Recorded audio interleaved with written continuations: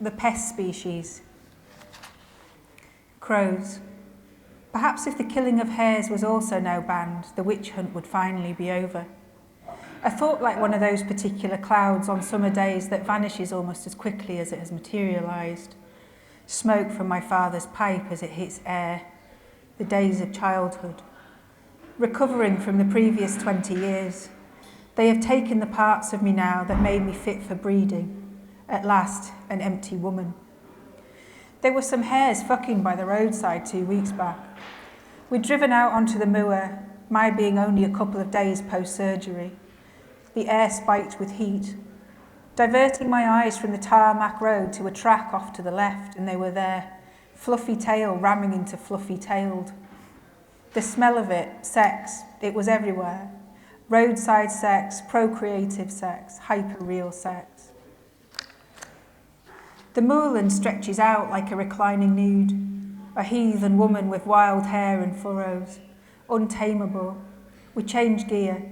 The old car is no longer a fan of these roads. It's been 7 years since I left the house under the moor. Every time I am here, I am there.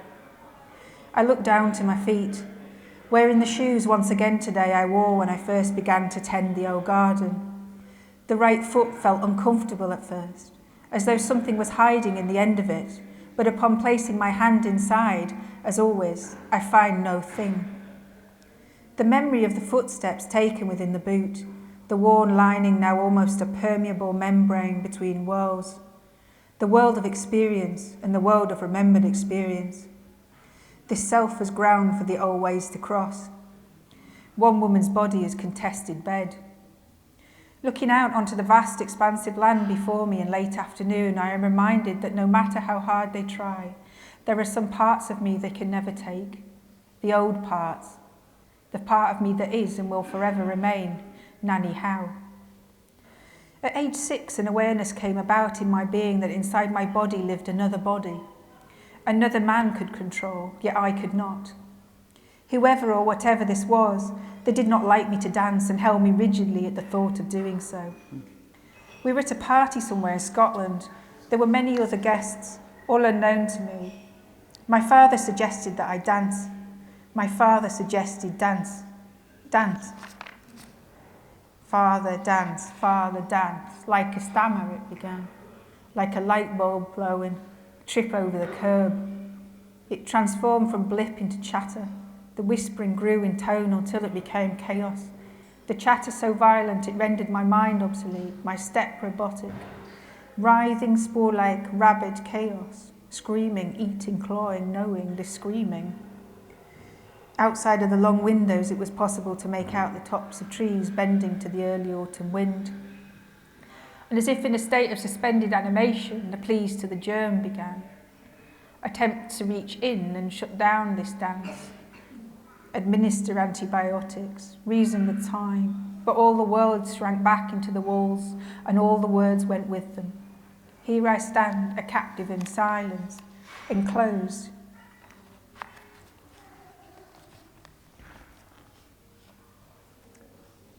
When there is complete silence in the dale, it is possible to hear the living of even the smallest creature. Silence like this is wholly reliant on a particular sequence of events that leads to its formation. When it hangs, you can hear the crow's wing in flight, the mole burrows, a rabbit's tears. Thinking back to this first happening, there is no recollection of the song that was playing or the number of minutes that had passed by, the floor, the shoes, or my feet. The blood had beaten a drum in my ears and everything had been cancelled out. On this rhythmic sound I could travel in, above, outside worlds, the cosmos. I could become distant or near. I could float on metaphor. I could construct an order. Yet all that sticks in my head now is looking back through the car's rear window as they drove me away because I wouldn't dance. The internal teeth having become me, and Daddy told me for the first time, you're your own worst enemy. You are the enemy. Me, the enemy. Menemy. Others will lie for you to save mainly their own faces. That they will say you are unwell, but you're not. They will attempt to make sense of you, mainly through the writings of men, Freud and Marx perhaps, but not a lot will come from the application of man's knowledge onto your woman. The projection, it will still be a man's of man.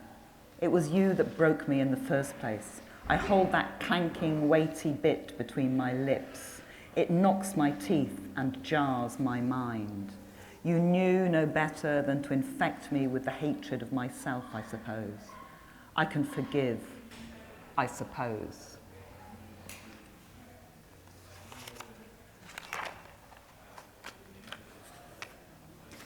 Today, here I am feeling the germ biting once more, feeling sorry for myself, apparently. I was wrong to not choose to hurt myself. You were there, you saw me, you heard her, the chaos. I told you it was there in the room with us, writhing and gnawing.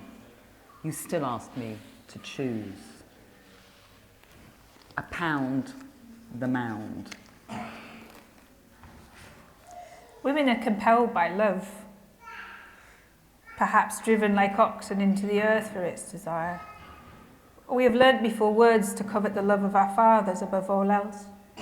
Only a daughter can he protect if he so chooses, and if he chooses, he will never be able to offer the fatherless daughter the love she requires. So he must choose.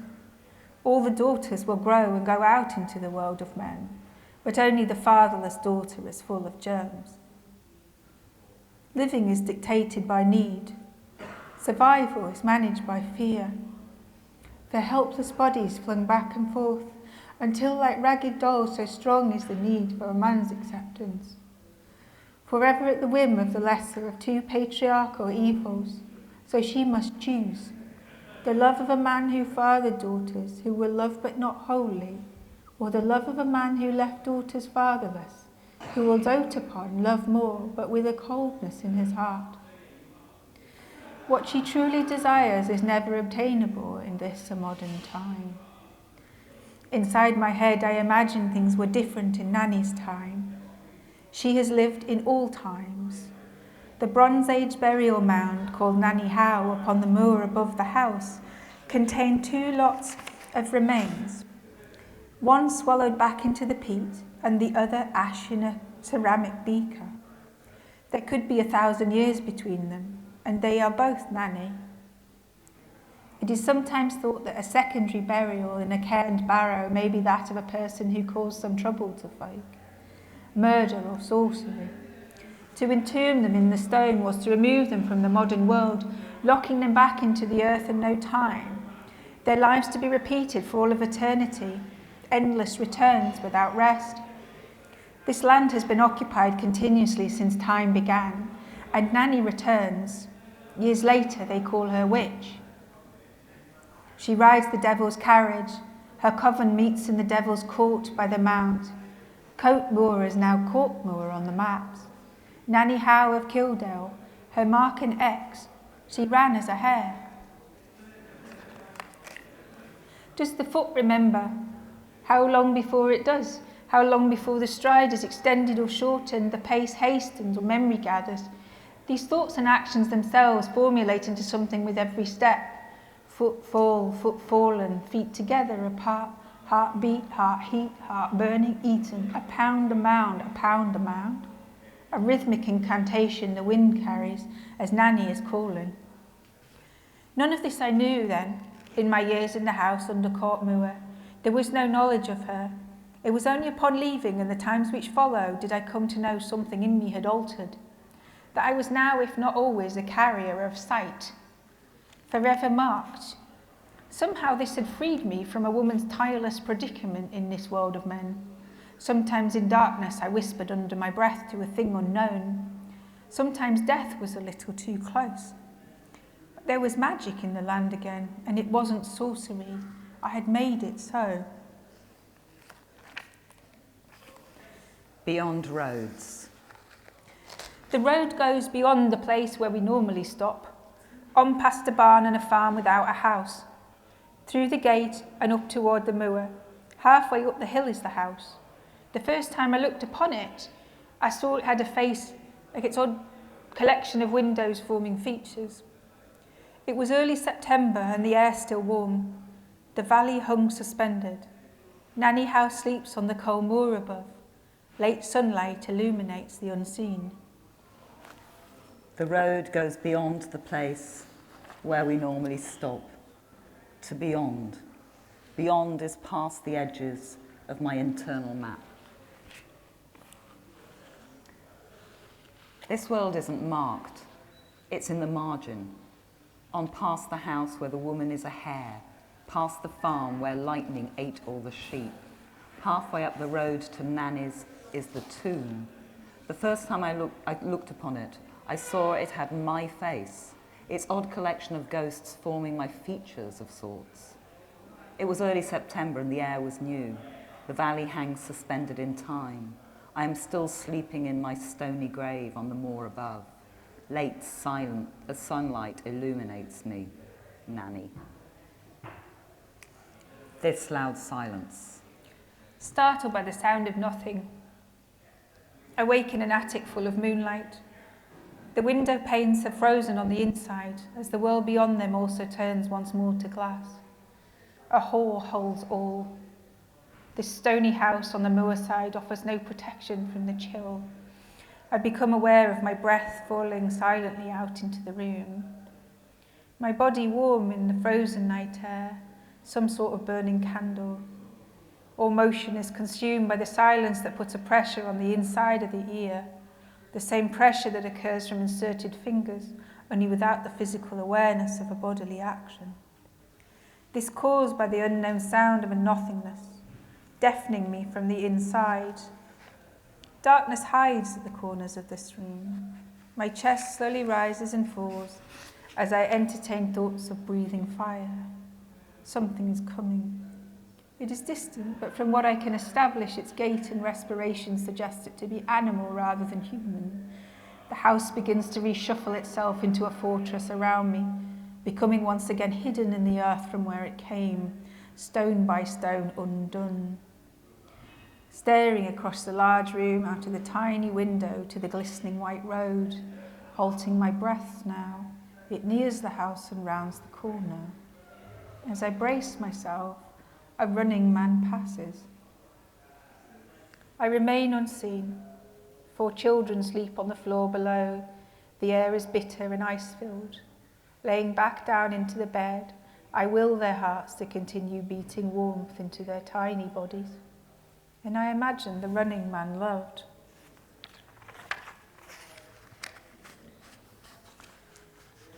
September, We're not reading this. where we found me.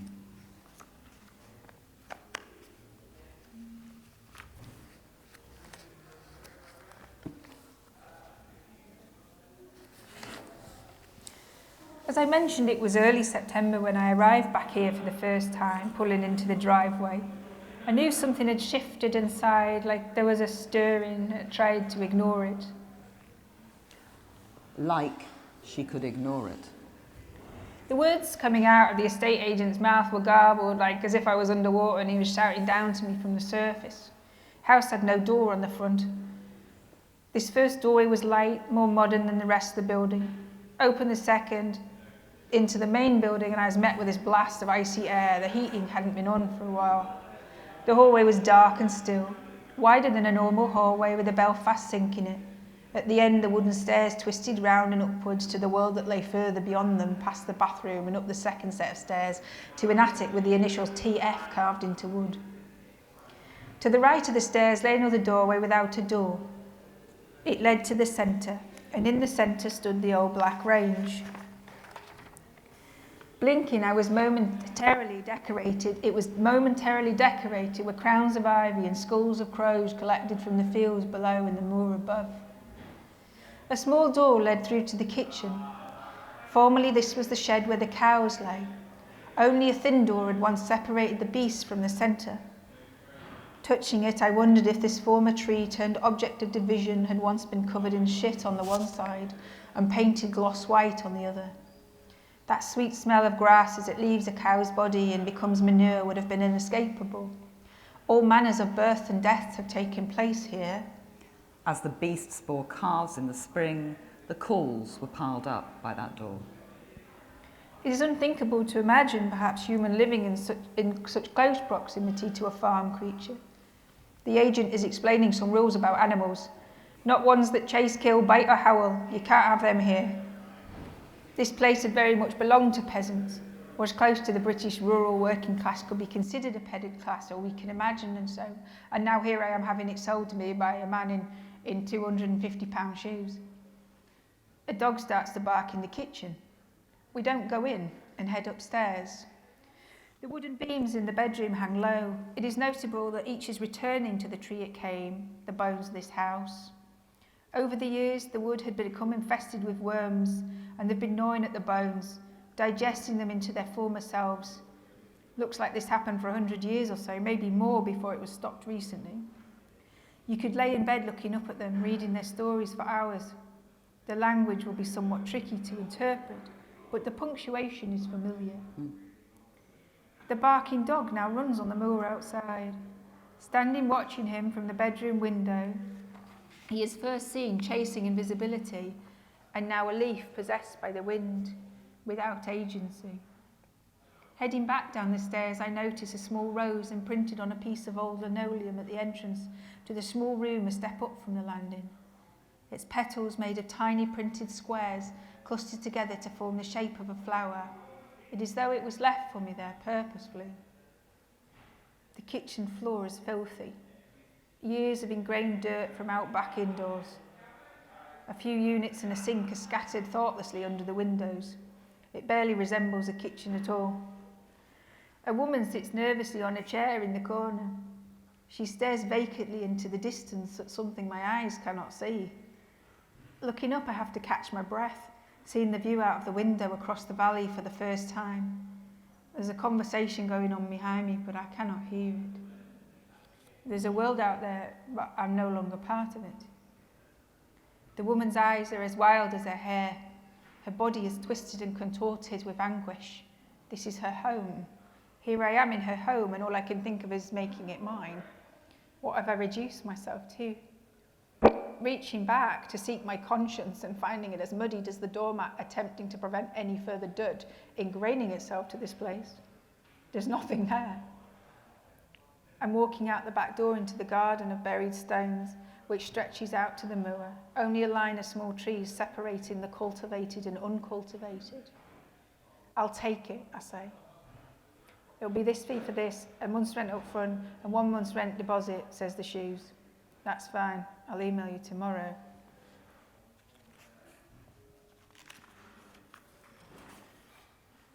We shake on it. Getting into the car to leave, my body trembling. There isn't a penny in my bank account. Even this month's wages wouldn't cover what I just agreed to. An old stone barn stands next to the house. It's no longer in use and doesn't come as part of the deal. Each stone forming it has been weathered by the time. The history is inescapable. There isn't a rational thought in my head. My 3-week-old twins are waking up in the back, and my mother starts the engine. I said I would take it, I told her, but I don't have any money. How am I going to do that? She said she'll sort something. It is a bit weird, that place, though. Another woman's skin. Are you reading this one? You can read this one. Yeah. Are you feeling okay? You're back on. Good. Oh, desperate escape. Life for an old life. Opting out of the world, this world. An increasing awareness of others. Leaving for the fringe, having no means, heeding no warnings, reliant on the hill to shape me. Knowing I knew only the sun, hearing the train pull into the station where the wind is, carried across miles, sideways and backwards at the same time. The nun time, the slipping through cracks time, the time of forgotten forgottens and non-remembrance, opposite attraction, polarization, nothing but distraction and moments of faultless pleasure. The cartwheeling fall from grace.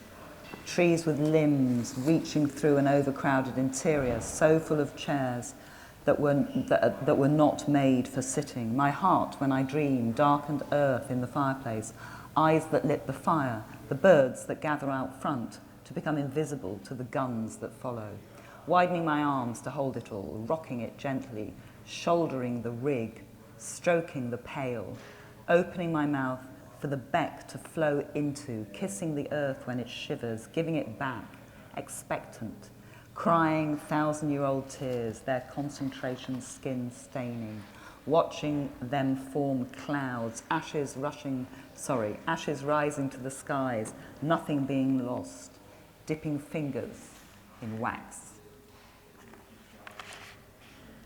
Glass bottles in the plantation, imagining your pantry, feeding frenzies, bone across bone that dumped down beside, black gusts into a chimney, another woman's skin. Ancient world without reflection, all are beasts here, cart horses ploughing the court, shoes upside down, shards in the eye, pins under stones, leaves in a bed, thrusting hands into earth, hoping for dead. Not really know.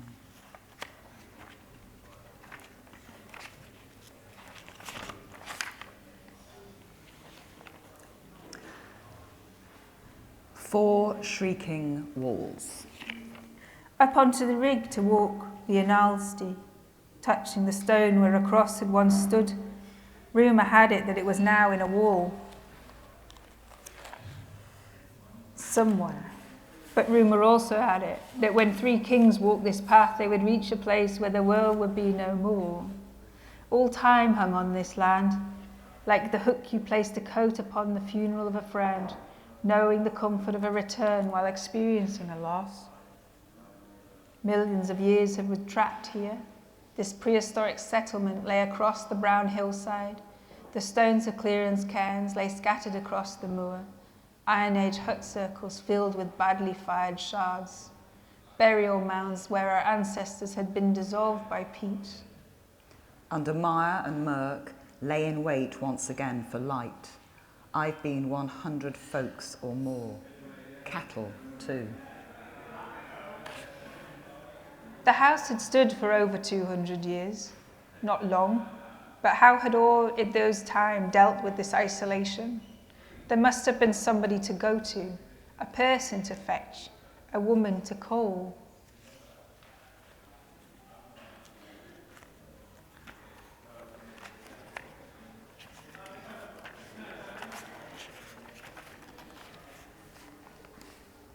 Gardening. When the walls fell, the stones lay as casual casualties, back to where they had come in the earth of the land, shaped by worn hands of men, formed by weather, dragged out, built up, pulled down, an endless return, uncovering the moss from them once again, pulling out, piling up, fingers numb from old cold. This will become a place that flowers will grow once more. A horseshoe and a red setter brass, each was placed under stones I had upturned, bringing them indoors to clean, then placing them on the top of the range in the middle room. A reminder of the lives that had gone before me as treasure. Needing somewhere for the twins to play in the summer, I set to the task of clearing the garden. There must have been another building here at some point. There was enough cut sandstone to form one. A small trickle of a stream ran off the hillside where the moor became garden. I placed the stone back there in a heap, unclear where the water was running to. Not too high so it wouldn't fall on anyone. It was going to be a seemingly endless job, but I wanted flowers. We make and remake our world. The surroundings we occupy are created by desire. Long thoughts could be had when moving stone. The age of it calls them out, asks you to linger. And my life was slow now.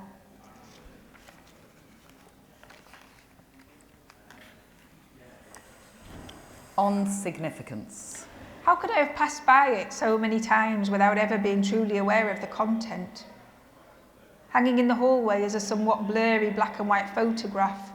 It's an aerial image depicting the house, the barn, the little stables attached to the former cowshed kitchen and another barn, possibly taken in the early 1960s. Another barn. That barn isn't there. I'd taken for granted that the image contained what I assumed it would, but it did not. The missing barn appeared as if trespassing, newer in construction than the sandstone barn. The old barn would have housed families and many a shepherd long before this house was built. It wasn't significant, yet it was thinking back. It was thinking back. Its loss was significant. I asked about.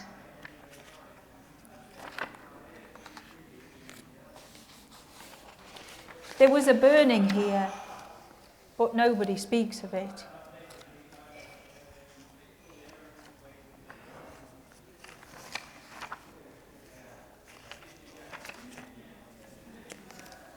A visitor. The land had not thawed since Christmas, and rain would fall, but never enough to take away the snow for long, and then freeze in the night. Cars passed weekly now, not daily, and only those with the ability to climb the steep icy banks in and out. Often the men came at weekends with their dogs and guns.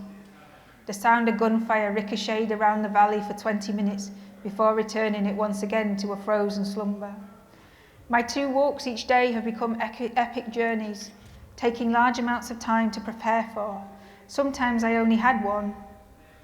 Lighting fires, tending children, cooking food occupied all daylight, with the odd half hour to answer an email or speak on the phone. Nobody visited. As the children slept on a Wednesday afternoon, there was a knock at the door. I quietened the dogs barking. No car had passed, no person was expected, and it was the wrong time of day for post.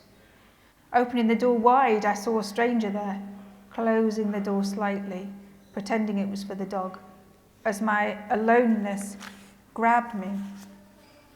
Standing there was a man with no car. He must have walked but wasn't wearing appropriate clothing for the weather. "Can I help you?" I said. He looked rather uncomfortable, about 60 or maybe more. That wasn't his discomfort. "This is my mother's house." "Oh," I said, "is it?" "Yes." And there was a pause because what could I say really? I paid the rent. This was my house. This hadn't happened before, but I had in a short time grown sick of people urinating in the barn and using my picnic bench to lunch upon. "When did she live here?" She lived here for 50 years. "That's a long time." I said. "Where is she now?" In a nursing home. I said, "What was her name?" Mrs. Carlin. It looks different, the house. "I suppose everyone leaves their own mark on a place." This place leaves its mark on you, he said. "Well, it was nice to meet you," I said, "but I better see to my twins if you don't mind." And I shut the door. I actually slammed it without meaning to. And I waited a little while behind it to make sure he'd gone. That's the first time I felt fear here. My mother would be here in an hour. My heart was pounding, and as I ran up to the attic window to check which way he'd walked off, but nobody was on the road. For fuck's sake, who thinks they can just waltz up to a front door and knock on it and claim their house? The back door probably wasn't locked, so I raced downstairs because it seemed we were alone in the house and he knew, and I turned the key in the lock hurriedly, but I couldn't see where he'd gone. Sitting down in the kitchen, I awaited my strangulation, and everyone thinks a part of this is theirs. Everyone thinks a part of here is theirs. Anger rose within me as I slammed a cup down on the table, and nothing was sacred and nothing was mine, and there is no safety for a woman anywhere. Like the world of men despises us.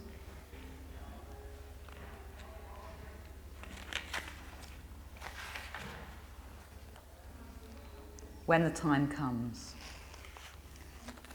She speaks to me now, riddles under her breath. Burn flame the make, shed the to-go, I while them watch. Minutes 10 for melt ice the make. Strike not lightning let, chimney the out crows the keep. Wood the of out people, the let don't. Guns the silence, fever the heel. Door my from men keep.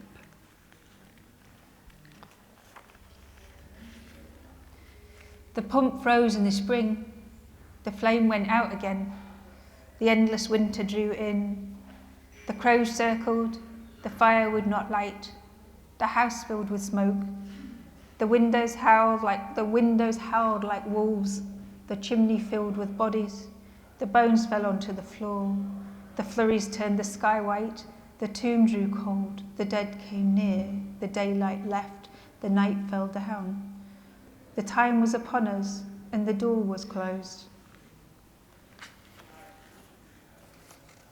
acceptance. Survival is something you only attempt when pushed, like a large leap from boulder to boulder. You know the crevice is small, but there's still a risk of falling, yet you jump regardless. Nothing becomes so far off kilter it cannot be put right, yet your legs still ache a little from the jump. This could be said of me, yes. I fear little for myself, but as a protector I fear even the unseen. They said it was the worst winter in 30 years. One stable is now my studio and the other my gallery. Work is made, it goes into the gallery. Or I as imagine it so, a gallery that nobody visits. And sometimes men would come and take the work, and sometimes the women would come and pay me to make work for them. They say, "Oh, you're the artist, are you, the one that lives on the moor?" Maybe that's me. The men with the dogs and the guns sometimes come too, but they don't park on the grass anymore. If the sheep are in distress, I call the farmer and he tends them. Mostly I hand washing. Sometimes I read about the history of this place.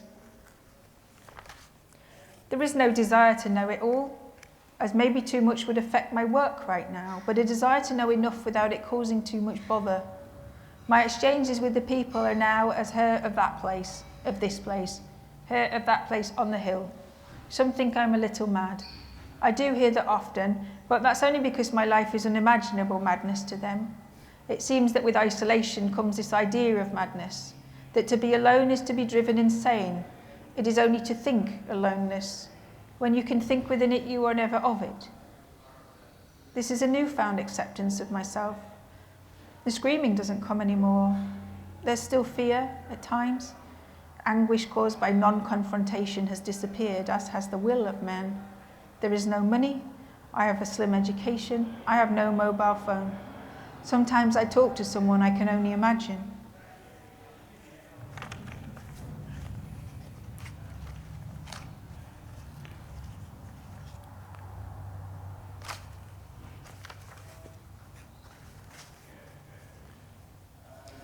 To where I shouldn't have. There was a time for a walk alone that day, so I went somewhere I shouldn't have. At the end of the field out front, I could see was an old wood. I've seen it for ages, but I've never been there. It was out of bounds. The keepers were often in it, but I didn't have permission. Never would I have ever caused any harm to this land in any way, but still it was forbidden. Skirting along the fence line by the beck, I headed to the wood. The bottom field was boggy. It had been raining furiously. There were large pools I hadn't noticed from above in the house. This is where the stream must run to, from where I piled the stone out back under the house to here. It took longer than expected, but eventually I reached the wood. Time would just have to make itself. Old hawthorns stood around as if waiting. Their branches were gnarled and their trunks furrowed with age. I followed the track in. There's a sense of unease here, a feeling of being watched. This was probably just the ridiculous thoughts I'd been having earlier in the day. Moving quietly but quickly, I noticed a small clearing ahead. Hearing the sound of birds' wings flapping as I neared it, then the sound of grating metal, and standing frozen, I probably should have ran, but walked towards it. There in the trees hung cages, metal cages with a crow in each. In one the crow was dead, it looked as though it had been eaten. The others flapped about helplessly, pecking at the metal with their beaks. It seemed as though I had gone back in time, 400 years or so. I ran, but not back along the beck, through the trees and up to the moor. What the hell? Not a question, but a statement. My legs couldn't manage to run on the sodden ground. Passing by an old mountain ash, I walked the climb. The earth was soft and the long grass lay dying in the autumn damp. There wasn't a way to get the birds out, but my head is saying that that would have been the right thing to do. But yeah, I promised not to interfere. Even so, there was no way to get them out. They lay in winged wait for some creature with teeth. Feet know the earth and they know how to fall, but they know where not to tread. I walked as if without eyes, knowing the way home. Passing across the moor, I dropped into the garden.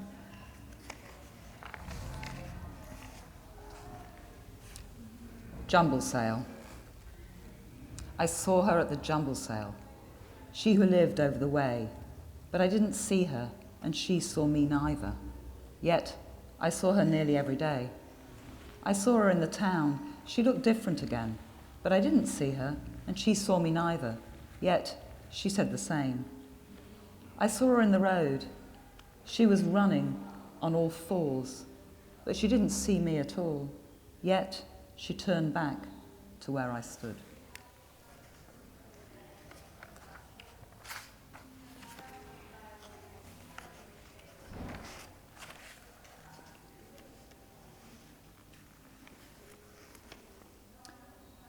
She knew now that winter. She hid in the stable. She worried that the house was doing what the house was doing to her. A flame had gone out. There was warmth somewhere. She couldn't manage the sadness. It was everywhere. The frosts were freezing the inside too. The ice crystals formed across her windows. She gathered bones in hope of finding what she longed for. Photographs to remind her of tomorrow. The babies were tinkers.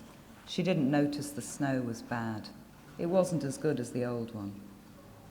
She heard her future. On magic. There is no magic in this world, only the magic we create. Why should I be willing to look where the magic is not? You can fill this world with objects called art, by people called artists, but if I cannot see further, if I cannot see that moment where magic came even briefly, then why should I look? They are merely adopting the tropes of magic to become tropes of art. Only some of us can see the magic, I suppose. We no longer believe, so we no longer ask for it. It is only there if believed in.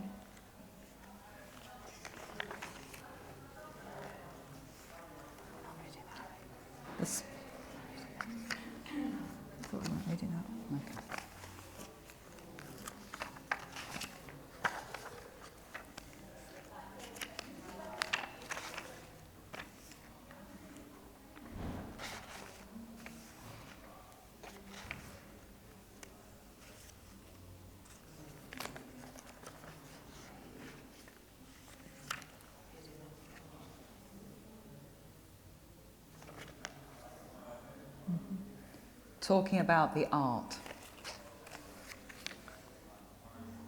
Without really knowing what I was saying, I started talking about it. It was just a series of muffled sounds at first that became a language. Perhaps it was talking about a craft. A lot of people seemed to suddenly be taking me seriously, but it wasn't possible to shake the mad woman in the hills perception. The need to talk myself into the world became greater than the need to talk myself out of it, as a desperate way to feel less transparent. I forced myself to leave the moor on weekends. There's an awakening, but a closure. Whatever part of me had lay dormant was now shaking a little. It wasn't the enemy. All the hours of watching had never been of waste. Moments were invaluable, but a balance was required now. Fragments of me had slipped, and I feared they would all go to a perfect storm. The sunflowers and the herbs grew in the garden, and it was filled with flowers.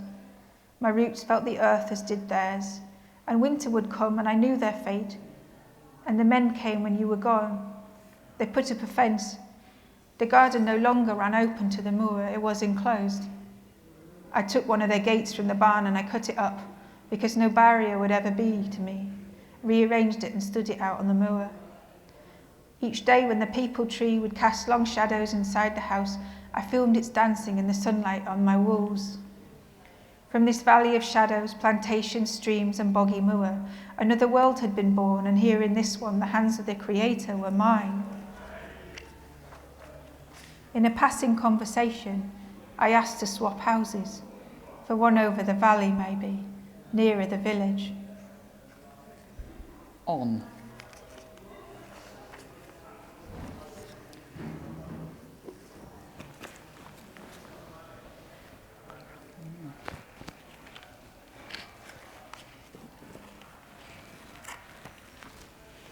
On arrival you were mine, tending your grass into flower.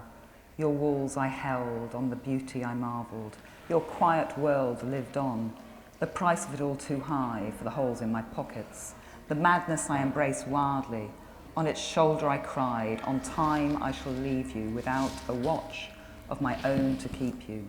Standing at the station, watching the last train depart, The church will still stand, the sheep will still graze.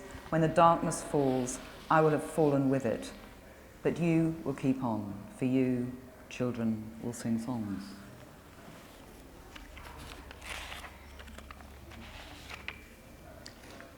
World in world. A woman came up to me in the village. She asked if this was my name. What did you say to her, mother? I said, yes, that is my name. She was in her 90s. She sells eggs, you know, from that house. How did she know your name? She remembered me from when I was a child. But how's that possible? That's over 50 years ago. She remembered me coming to the farm with my dad. Which farm? The one on the other side, the one you wanted to move to. What? Why did you go there? Daddy spent the summers there as a child. Mother, you've never told me any of this before. I didn't think it was relevant.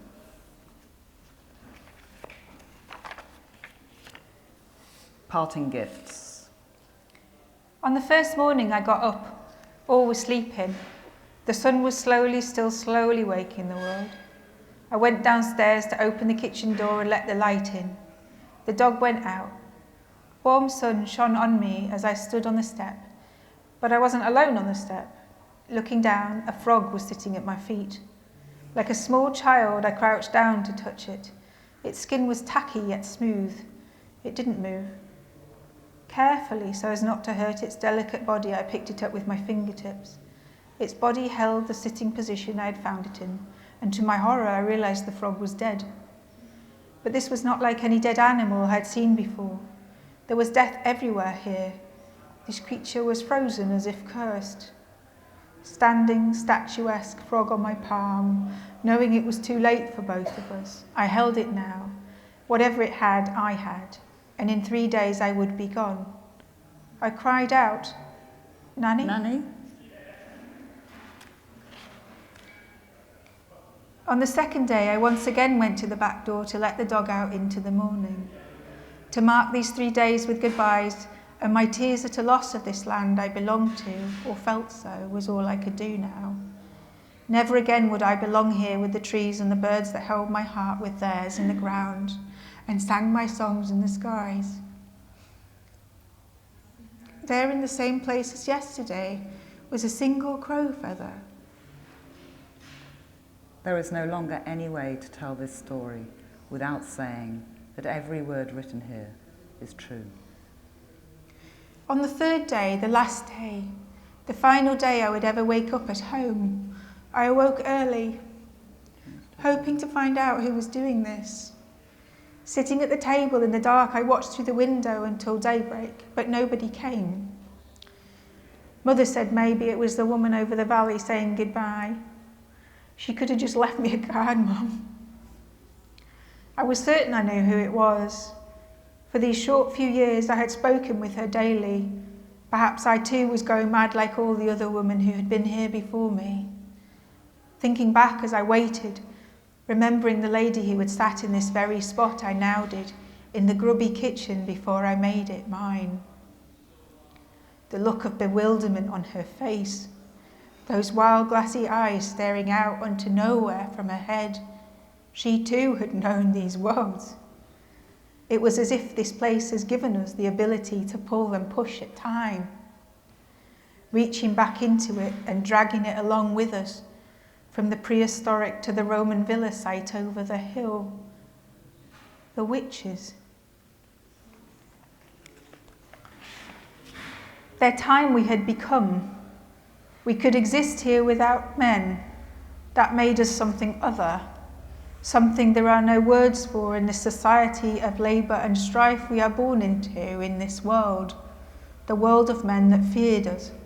We could bend their gates and cross their boundaries, draw water from their walls by wishing it, change form or become invisible entirely by silence, the loud silence, the hum of all human life, past, present and future. I knew then that I had gone one step beyond the glassy-eyed woman, for I could make new worlds with my findings, worlds even that men were drawn into, and tears fell when looking out upon. These tokens I made for the world were taken into homes and hung and stood and treasured, and some were gifts and some exchanges and some money was paid for. Was Nanny buried in the mound on the moor?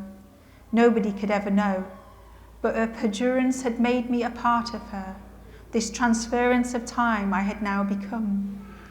The will of the land was my will, forces of a nature that moved through me like the wind down the valley, and where it stood I fell. I opened the door. At my feet, a single red rose.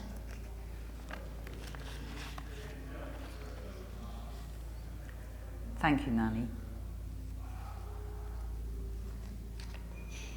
5 years later,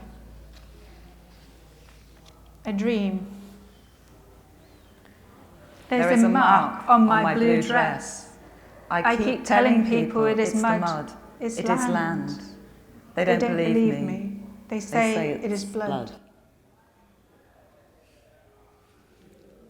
Thank you, everyone.